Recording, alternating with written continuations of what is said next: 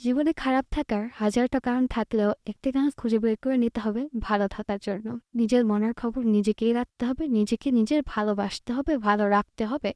যত যে ভালোবাসার কথা বলুক না কেন, সময় পেলে সেই তোমার পিছনে ছুরি মারতে একবার ভাববে না। সে যতই মিষ্টি মিষ্টি কথা বলুক, সময় পেলে সেই কথা দ্বারা তোমাকে রক্তাক্ত করতেও ছাড়বে না।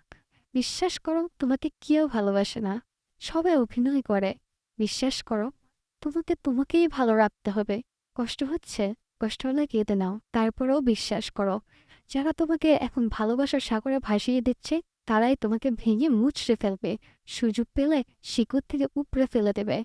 তোমাকে প্রয়োজনের শেষে ছুঁড়ে ফেলে দেবে ওই ডাস্টবিন। তাই নিজেকে নিজে ভালোবাসো, নিজেকে নিজের মতো করে ভালোবাসো।